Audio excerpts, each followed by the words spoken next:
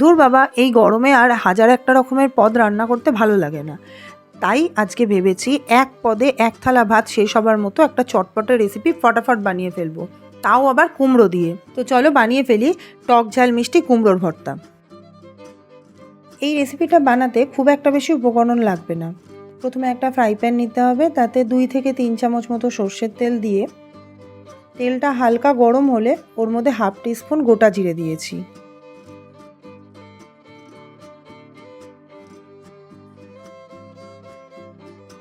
এবার এই রকম পাতলা করে কেটে রাখা কুমড়ো, ওই 1 থেকে 150 গ্রাম মতো কুমড়ো নিয়েছি আমি, আর তোমরা দেখতেই পাচ্ছ কতটা পাতলা করে কেটেছি।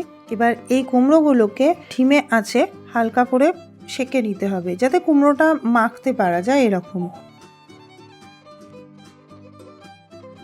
আর এর মধ্যে কিছুটা চিলি ফ্লেক্স আর 8 থেকে 10 কোয়া রসুন এরই সঙ্গে দিয়ে দিলাম।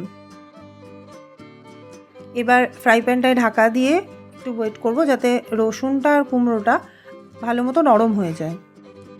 এরপর ঢাকাটা খুলে নিয়ে কুমড়োগুলোকে উল্টো সাইডে একটু করে ঘুরিয়ে দেবো, যাতে বোথ সাইড খুব ভালোভাবে নরম হয়ে যায়, এতে মাখার সময় সুবিধা হবে।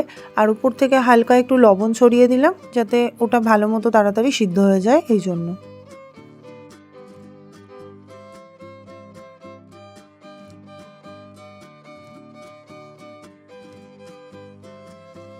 এবার ফ্রাই প্যান থেকে পুরো সমস্ত কিছু একটা বোলের মধ্যে ঢেলে নিয়ে তাতে স্বাদ মতো কাঁচা লঙ্কা কুচি, আপনারা যেমন ঝাল খাবেন, যদি বেশি খান তাহলে বেশি দেবেন, আর একটা মাঝারি মাপের পেঁয়াজ মিহি করে কুচোনো। আপনি হাতে নর্মালি চপ করতে পারেন, বা যদি চপার থাকে তাহলে তো খুবই ভালো। এরপর ধনেপাতা কুচি, সামান্য কাঁচা সর্ষের তেল, স্বাদ মতো লবণ দিয়ে ভালো করে মাখতে হবে।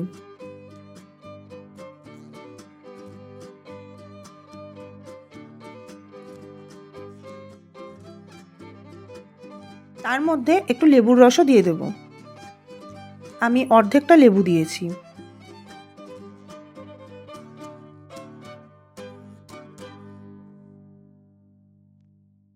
এরপর এটাকে ভালো করে হাত দিয়ে বা স্ম্যাশার দিয়ে মেখে নেবেন।